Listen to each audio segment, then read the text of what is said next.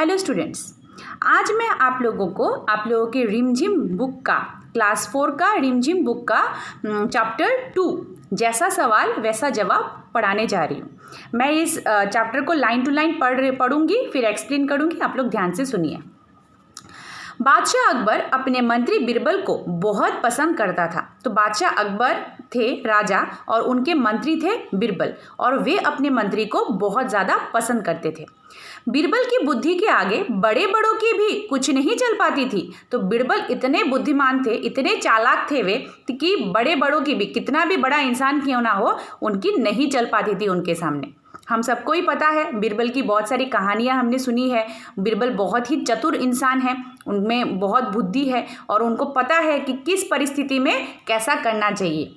ठीक है, इसी कारण कुछ दरबारी बिरबल से जलते थे। तो किसी जगह में, सिर्फ इस कहानी में नहीं, किसी जगह में अगर कोई थोड़ा अच्छा कर रहा है तो उससे सभी जलते हैं। ये हर जगह में ही होता है। तो इस कहानी में भी ऐसा ही है। इसी कारण कुछ दरबारी बिरबल से जलते थे। तो वो इतना मतलब चालाक था, इतना चतुर था और हर परिस्थिति का, हर सिचुएशन का वो अच्छे से मुकाबला कर लेता था। इस कारण से बहुत सारे दरबारी दरबार में उससे बहुत जलते थे। वे बिरबल को मुसीबत में फंसाने के तरीके सोचते रहते थे। तो बाकी जो दरबारी थे वो मतलब सोचते थे कि इसको मुसीबत में कैसे मतलब लाया जाए, इसको इतना मतलब उनको, वो लोग जलते थे ना, बिरबल से सभी जलते थे, तो वो लोग सोचते थे कि इसको कैसे हम मुसीबत में डालें।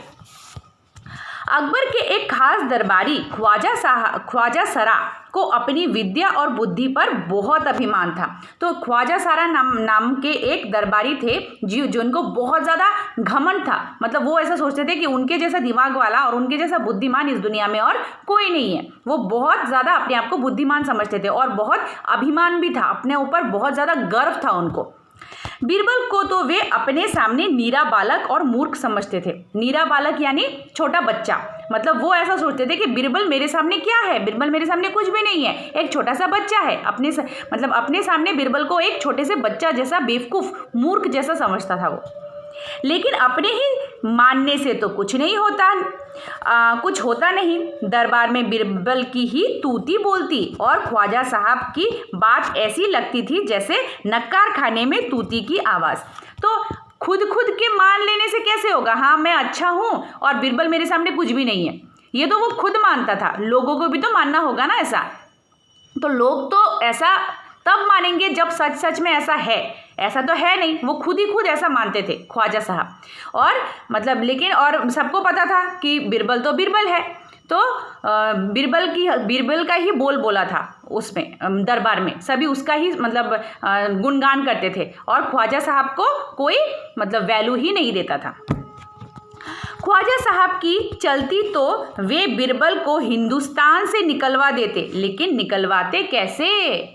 मतलब बोला गया है कि अगर मतलब ख्वाजा का अगर मतलब बन पड़ता उससे, तो वो उसके बस में अगर होता ख्वाजा साहब के, तो बिरबल को वो बाहर निकाल देता हिंदुस्तान से ही। लेकिन ऐसा करे तो कैसे करे?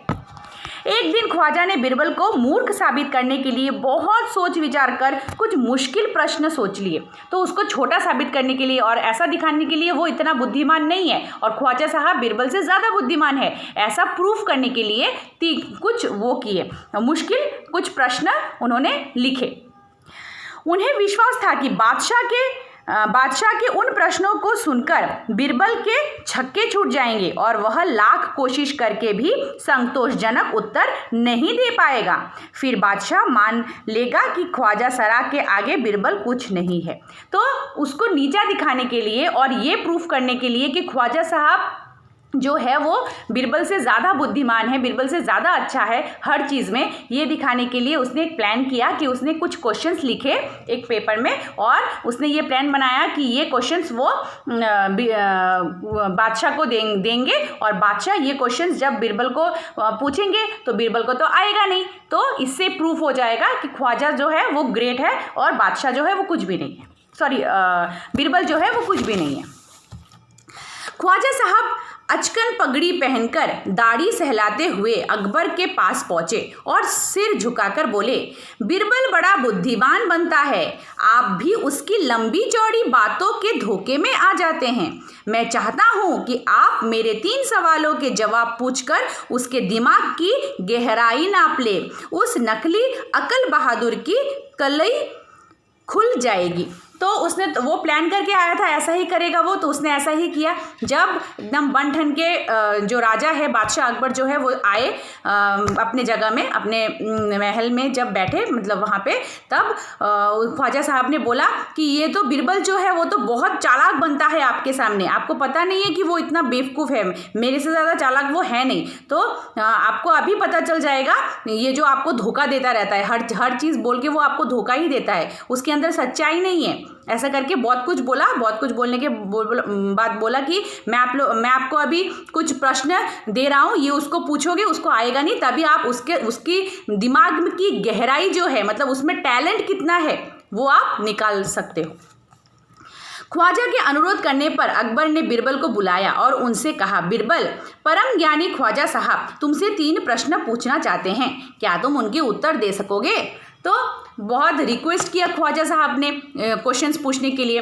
तो रिक्वेस्ट करने पर मतलब अकबर जो है वो मान गए और उन्होंने बोला कि ये जो परम ज्ञानी जो ख्वाजा साहब है ये आपसे कुछ क्वेश्चन पूछना चाहते हैं, तुम इनके सवालों का जवाब दे सकोगे? बिरबल बोले, जहाँपना ज़रूर दूंगा, खुशी से पूछे। तो वो उन्होंने उसे एक्सेप्ट कर लिया, मैं ज़रूर दूंगा। ख्वाजा साहब ने अपने 3 सवाल लिखकर बादशाह को दे दिए। तो ख्वाजा साहब ने बादशाह साहब को मतलब अच्छे से लिखा क्वेश्चन, वो 3 प्रश्न लिख के बादशाह अकबर को दे दिया। अकबर ने बिरबल से ख्वाजा का पहला प्रश्न पूछा। अकबर ने मतलब राजा है, राजा प्रश्न पूछेंगे तो लिख के दे दिया उनको। राजा अभी प्रश्न पूछ रहे एक एक करके।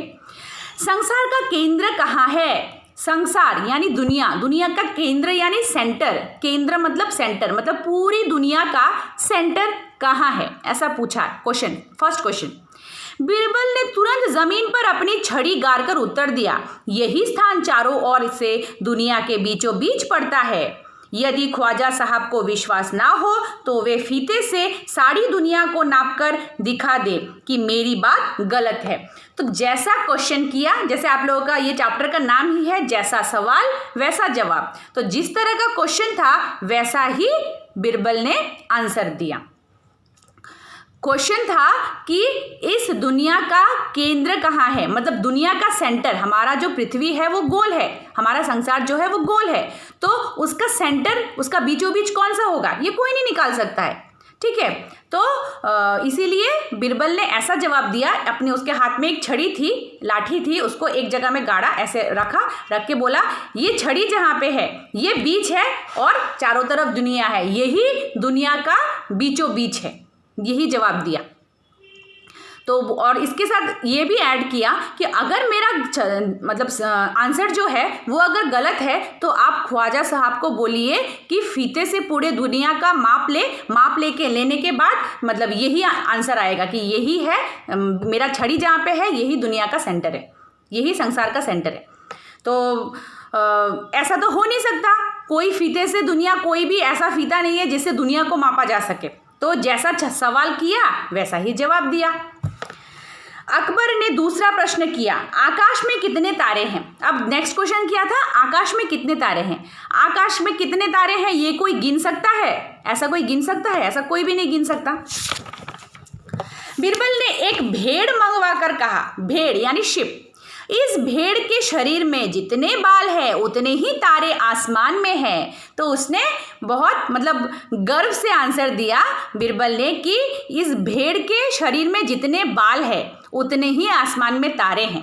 ख्वाजा साहब को इसमें संदेह हो तो वे बालों को गिनकर तारों की संख्या से तुलना कर ले। और साथ में ये भी बोला कि अगर मेरा आंसर गलत है तो वो लोग मतलब जो ख्वाजा साहब है वो पहले इन भेड़ के बाल गिन ले, फिर तारों को गिन ले, फिर दोनों को कंपेयर कर ले कि दोनों इक्वल है कि नहीं, ऐसा बोला। तो ना ही कोई तारों को गिन सकता है और ना ही कोई भेड़ के शरीर में जो बाल है वो गिन सकता है। ये एक फालतू सवाल था जिसका जवाब बीरबल ने बहुत ही अच्छे से, बहुत ही चालाकी से दिया, इसीलिए चैप्टर का नाम ऐसा है, जैसा सवाल वैसा जवाब। तो ना ही कोई उन तारों को, मतलब ख्वाजा साहब जो है वो तो बीरबल को नीचा दिखाने के लिए, बुद्धू साबित करने के लिए ऐसे ऊट पटांग सवाल पूछ रहे थे। उनका मोटिव यही था कि बीरबल को मतलब गलत साबित करना, उसको बुद्धू साबित करना, उसको बेवकूफ़ साबित करना सबके सामने। लेकिन ये हो नहीं रहा था, ये पॉसिबल नहीं हो रहा था उसके लिए। क्यों? क्योंकि बीरबल के पास ऐसे सवालों का बहुत अच्छा जवाब था। जिस तरह तारों को कोई गिन नहीं सकता, उसी तरह भेड़ के बालों को भी कोई गिन नहीं सकता। तो ना ही उनको कोई गिन पाएगा और ना ही ख्वाजा साहब इन दोनों को कंपेयर करके देख पाएंगे कि सही में इतने इतने गिनती में आते हैं कि नहीं, दोनों इक्वल आते हैं कि नहीं। इसके बाद अब अकबर ने तीसरा सवाल किया, संसार की आबादी कितनी है, मतलब दुनिया में पॉपुलेशन कितना है, आबादी यानी पॉपुलेशन कितना है। बीरबल ने कहा, जहांपना संसार की आबादी पल पल पर घटती बढ़ती रहती है, क्योंकि हर पल लोगों का मरना जीना लगा ही रहता है। तो उसने जवाब दिया कि संसार की आबादी तो कमती और बढ़ती रहती ही है, क्योंकि कुछ जब जन्म लेते हैं तो बढ़ रही है, लोग जब जन्म ले रहे हैं, बच्चे जब जन्म ले रहे हैं तो बढ़ रहा है, और कुछ मर रहे हैं कि किसी का मृत्यु हो रहा है, तो इस तरह पॉपुलेशन घट रहा है। ठीक है, तो जैसे जन्म लिया जा रहा है, फिर लोग मर भी रहे हैं, तो पॉपुलेशन बढ़ भी रहा है समय पे, घट भी रहा है समय पे, तो इसका अनुमान कैसे लगाया जाए। इसलिए यदि सभी लोगों को एक जगह इकट्ठा किया जाए तभी उनको गिनकर ठीक संख्या बताई जा सकती है। तो अगर हमको सही संख्या जानना है कि संसार में कितने लोग हैं, संसार की आबादी कितनी है, पॉपुलेशन कितना है, तो हमको क्या करना होगा, संसार में जितने भी लोग हैं उनको एक जगह में इकट्ठा करके फिर गिनना होगा। तो ये क्या पॉसिबल है? संसार में इतने लोग हैं, इतना बड़ा हमारा वर्ल्ड है, वर्ल्ड में पॉपुलेशन इतने हैं, सबको क्या एक जगह में लाके गिनना पॉसिबल है? नहीं है। जिस तरह सवाल किया वैसा ही बीरबल ने जवाब दिया।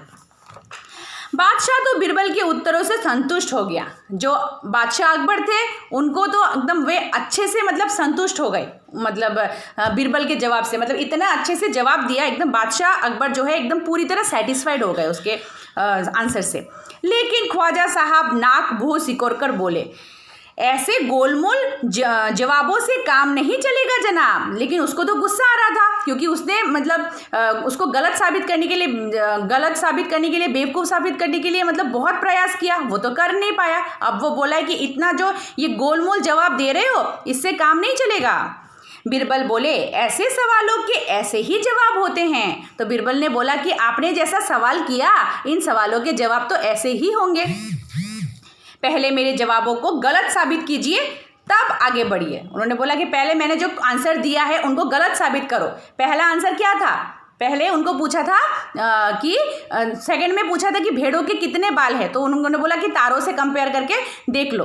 ठीक है, इसके बाद उन्होंने मतलब बोला कि सेकंड में उन्होंने बोला था कि आसमान में कितने तारे हैं, ऐसा पूछा था। तो उन्होंने बोला था कि भेड़ों के जितने बाल हैं उतने ही आसमान में तारे हैं। और इसके बाद उन्होंने ये भी पूछा था कि संसार का बीचों बीच कौन सा है। तो उन्होंने एक जवाब दिया एक छड़ी को लेके कि ये जो यहाँ पे मेरी छड़ी है यही संसार का बीच है, आप फीते से पूरी दुनिया को, संसार को माप के देख लो, ऐसा करके बोला।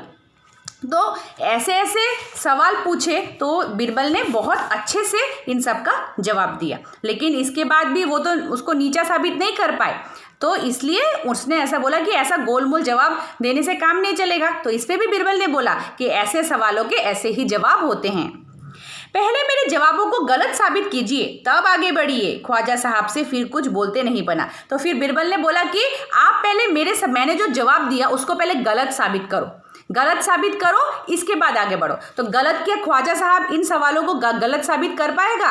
वो फीते से दुनिया को माप नहीं पाएगा, वो ना ही तारों को गिन पाएगा, ना ही भेड़ के बालों को गिन पाएगा, ये तो पॉसिबल नहीं है। ना ही दुनिया की आबादी कितनी है ये निकाल पाएगा। तो इन दिनों में से कोई भी काम जो ख्वाजा साहब है वो नहीं कर पाएगा, क्योंकि ये पॉसिबल ही नहीं है। तो जब जो काम पॉसिबल ही नहीं है तो उसके आंसर्स को भी वो गलत साबित नहीं कर पाएगा। तो इतना ही है इस कहानी में। मैंने आप लोगों को ये अभी चैप्टर समझाया, चैप्टर 2 जैसा सवाल वैसा जवाब। तो इस चैप्टर के जो क्वेश्चन आंसर्स है आप लोगों के अभ्यास पुस्तिका से वो मैं आप लोगों को व्हाट्सएप में दे दूँगी। ठीक है, आज के लिए इतना ही। आप लोगों को इस चैप्टर से रिलेटेड कोई भी प्रॉब्लम है तो आप लोग मुझे पूछ सकते हो। ठीक है, thank you all of you.